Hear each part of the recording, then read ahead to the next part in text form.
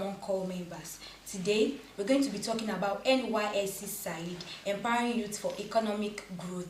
I'm Shobali Susan Murumba, and I'm thrilled to be your host for today. I'm not here alone, I'm here with my amiable and beautiful co-hosts. Hello everyone, my name is Fidora Boluwatife Afolagwe. I'm excited to co-host this program with my partner Suzanne. Just like she said, we're going to be talking about NYSC Side, Empowering Youth for Economic Growth. And we're going to be taking you on a journey of discovery. We're going to be interviewing a guest. She's going to be sharing her success story and how Said has improved her life. Yes, thank you, Fedora, for that short but not too short intro. Yes, so as we all know that we are just seeing Fedora for the first time. Not the first time though, because she was our guest last week, but then today she's my co-host for today. Thank you for being here with me. It's my pleasure. So please, can you reintroduce yourself for people that didn't watch us last week? Okay, my name is Afolagwe Fidora Boluwatife. I graduated from the University of Ilorin, studied History and International Studies, and I serve at Broadcasting Corporation of Oyo State, BCOS, as a news reporter. My local government is Ibadan Northeast. Yeah. Thank you so much. My name is Hadebeso Busayo Juliana, and I finished from Olabisi Onabanjo University. I studied cooperative management and rural development, and I'm currently serving in Oyo State. I'm an indigene of Ogun State. What do you do? Okay. I'm actually an event planner, an event decorator, and also a shoemaker. Shoemaker. Love that. Yeah. And I analyze data on the side, not a full-time job yet. So that's nice. You're welcome. We're so happy to have you here. Thank you for honoring our invite. I'm Susan, and I'm serving here in BCOS, Ibadan Northeast Local Government. I graduated from Ekiti State University. So good to meet you. Yeah, I'm Afolagwe Fidora, serving at BCOS, and I graduated from University of Ilorin. Yeah, you did not tell us where you are serving currently. Okay. I'm actually serving at the Secretariat Ibadan North at Ministry of Trade, Cooperative and Investment. Oh, that's really beautiful. My experience is going so well. I'm adapting to a lot of things, and aside the fact that NYC can be very, very stressful, I still find it very fun, and it's worth my time actually. So it's worth your time. Like you feel like you're doing what is right. It's not. No, let me say you're doing what is right. You are doing what you feel like you like. I won't say I'm doing what I feel like it is. I like, but I'm enjoying this process. Mm-hmm. I'm enjoying the growth that's coming with it. Mm-hmm. I'm enjoying the environment, the scheme. So talking about growth, how has NYSC helped you grow? Like during this journey of NYSC, how do you feel that you've grown? Like personally, tell us about your experience. Okay, my experience with NYSC so far, I would relate it to NYSC Side, and that's because I took the skill I learned during NYSC Side very seriously. So yeah, I went into shoemaking when I was in camp, and I fell in love with that craft, the creativity that comes with it, the designing aspects, the lasting, like everything that has to do with shoemaking is something like I always love to see. So then after camp, I took it upon myself to go back and learn more. And thank God for NYSC, thank God for Said. They subsidized the price for it as a COP member. So for example now, I messaged an online vendor. I want to learn for 6 months. Then the price is like times 10 of what NYSC for you. Yes, so it's really reduced it. And they're still training us, like they're still giving us the best. It is still that same best you would get from people at the top, at the professional level, that NYSC is still giving us. So it's something that I'm actually proud I went into it. I'm grateful for NYSC. I'm grateful for the skill. And yes, I'm still growing in it. Wow, that's nice. Like, you've said a lot too, because I've just been wondering, is it the same NYSC, the same Said, the Fedora, is it not the same Said that we did in camp, and somebody's already using it to make money, or are you not making money with it? I'm actually making money. I've actually even made, let me say, times 5 of the money I actually use in learning the skill. Wow, so that's impressive. Even more than times 5 if I start calculating. So NYSC side, I've actually given youths a great opportunity to learn at a subsidized rate. Thank you, NYSC. Thank you. When I saw you today, I was so sure that it's more than the 77K that is making Oh, I was the only one. Okay, so I would like to ask, what inspired you to pick shoemaking of all the skills that were presented to us at NYC camp? Why were you so much interested in shoemaking? Because that business is a business that you rarely see women in it, and people don't even like the name shoemaker. They don't know that it's a business where there is money. But I just want to know what interested you to go for shoemaking. Okay. Yeah. What actually took my interest is that the other skills that were available, I felt like I had an idea of it already. During COVID, I learned fashion designing, so I felt there was no need. And for decoration, I already know something about it. Yes. The tech area, I have an idea, but it was only shoemaking that I don't have any prior knowledge about it. So I wanted to learn something new. I wanted to learn something more lucrative, also creative, and yes, that's why I chose shoemaking.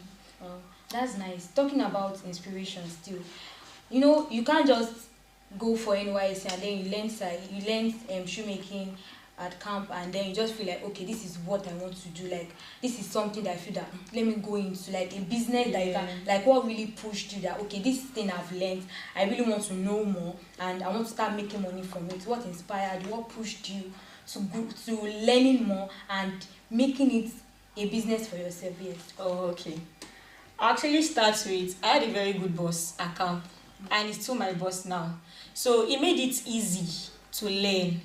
And after camp, after seeing the works I did while I was in camp, when I woke up one day, I saw and I'm like, this is actually very, very nice. And I actually enjoy every process, from the cutting of the pattern to the drafting of the pattern. Actually, as a person, I love anything that makes me think. Anything that can make me use my hands to create something very beautiful. Do you get? So shoemaking is something that drives my passion for creativity. Yeah, so yeah, that's very nice. So I want to ask, how has the business been so far? It's something you were not into before. How were you able to get customers? What challenges have you faced? Just tell us basically how the business journey has been since you decided to start it as a business and up to now. I still refer back to my boss. In this life, just have a good boss. Wow, that's nice. So yeah, he kept pushing, he kept motivating, and when I finally took it upon myself to go and register, he told us something that it will not be nice for you to finish your service here and not have anything to show for it. I know that I'm a believer, so I know that life after service is going to be great. It's going to be good. I love your faith. So yeah, I'm just putting that there. It's going to be great and be good. But he says something that a lot of corp members after their NYSC, they don't have anything to fall back on. They don't have anything to, rely on. But taking this skill up, he encouraged us that no matter where you are, shoemaking is something you can do even with your office work. It's just a matter of how you can schedule it. You won't take a job more than you can chew. So yeah, when I started, he encouraged us. When I felt like, no, I've not learned this thing more, I don't want to put myself out there, I don't want to start posting, he told us, if you don't post, they would not know that you are doing it. And NYSC is the best forum you can get networking. You can connect with a lot of people, you can get your customers down, and even NYSC, these corp members or even people you met outside can still be your customer. So I think it's words of affirmation each and every time we see kept us going, and I took it upon myself to start posting, and by his guidance it didn't feel overwhelming. I know I have a boss I can always ask questions when I'm lost, somebody I can always run back to when I'm not getting the pattern or the drafting. So yeah, I think my boss did a great work at making us know that this thing you are going into is something that is worth it, and he shares his experience with us, how he can juggle it with his own work, and he's even earning more than his salary. Like he gets more than his salary in a week. Wow. He gets more than his salary in a week, and that's because he already built his network from start. So imagine me starting now and building my network now. I can be able to say the same for myself after 3 years. Yes, so that's true. Wow, that's impressive. Like, I'm glad you're pushing me to probably go back to fashion design. Yeah, it's actually a great skill. Okay, thank you. Hope you're enjoying yourself. Yes, I am. Alright, thank you.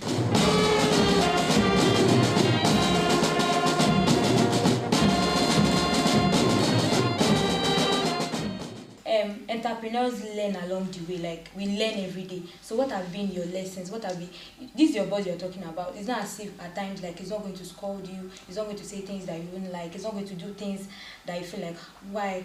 You understand? It's not as if it's perfect. So aside your boss, like what are the things that you've learned, like your lessons that you've gained along this journey of learning shoemaking? Okay. What I've actually gained is that in any business you are doing, you need patience. Yes. A lot of patience. So I've learned how to be more patient with people, and knowing that not everybody will grab the same way you grab things. Not everybody would understand at your own pace. So you learn to bring yourself down to understanding what your customer wants to relate with you, and not thinking that they know it. So I would say majorly is patience. And you said my boss is not perfect.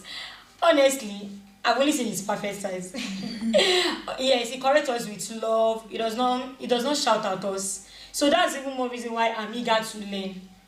That's one reason why I'm eager to learn. Anyways, thank you for giving us perfect teachers. Honestly, the way you are talking about he's is a like very calm person. He's a very, very great person. NYSC or your state. Thank you for giving us great teachers. Yeah, thank you so much. So it's just patience basically, and how to relate with people. Being how to relate with people. You cannot get customers with some kind of attitude. Actually, you have to be very calm, very sweet, jovial. No matter what you are going through, when somebody wants to patronize you, put it aside and be very friendly with them. Your business. Advertise your business actually. So yeah, you talked about networking. Like, how far have you gone networking with people and all? Like, do you feel like Corpers should really network, like join this NYSC? Because a lot of people, because I don't want to talk for myself, but there are a lot of people like core members that they feel that let me just be myself. I don't want to really do too much. I don't want to mix with, and they have businesses. Like, how do you encourage such people like me? I have a business, but I don't really know how to tell people that okay, this is what I do. It's not as if I'm ashamed about what I do, but like, how have you gained courage to network with people and tell them about your product? Okay. Keep showing up. Consistency, be consistent. And now about networking, there are various grounds in which you can network during NYSC. So, and the number one thing is your CDS group. Your clearance day is not for fighting on the line. It's for networking. We can't relate. That person at your back. You know if you are in Ibadan or not, so we can't relate. We don't fight. We don't fight. In Ibadan or not, it can be a struggle. It can be a struggle. So it's not that time you'll be fighting for space. You'll be fighting, you want to be at the front, okay. That person at your back, that lady at your front, that's the right time to say, hi, how are you doing? This is where I'm going, this is what I do, this is what I make. That's the best time to, push out your business, push it. It does not have to be, it does not have to be, how do I put it now, formal. Like, you have to just walk up. Just slight conversations. Yes, then you just chip it in. Actually, make shoes. Oh wow, you do, let me see your designs. Then from there you gain their contact. And you see, for people saying that I'm not using you as an example, but then no problem. but you see, for people saying I don't want to push my business, I'm an introvert, I don't know how to go about it. It's safe to say they might not really go far in that business. You need people to go. You need people. The network is 100% important. And you see, and one thing I'll tell anybody out there is, don't downsize people. Don't look down on people. Don't say, some people might look at this person cannot have the money for my business. They can't have the money. I mean, like, for what they are wearing, maybe the guy is just wearing one palm. I like, this one cannot afford it. Cannot afford it. Don't look down on people. People have money. People have money. Don't look down on anyone. So my advice is, no matter how they look, no matter how the way they are, the way you see them, Preach your business to them. You see that person that you want to look down on, that's that person that will take your business to the next level in the nearest future. So I feel like network with people, collect their numbers, check up on them. And for business owners, don't just collect number and leave them to be viewing your status. Check up on your customers, even if it's going to be a broadcast message, but be intentional about that message. Somebody like me now, I take my time to edit names. Obviously, when you meet somebody and you get contacts, you save it by their name. Yeah. So when you create your broadcast message, you can just include my name. For example, my name is Busayo now. You can just say, "Dear Busayo, how are you doing? I'm just checking up on you. Have a great week ahead." Maybe say a short prayer for them. You don't have to preach your business. You don't have to say broadcast, help me to repost, help me to. Do you understand? Yeah. Be intentional about it. Yeah. And in rooms of opportunity, just like, oh, I have a friend that's always posting about this, and they'll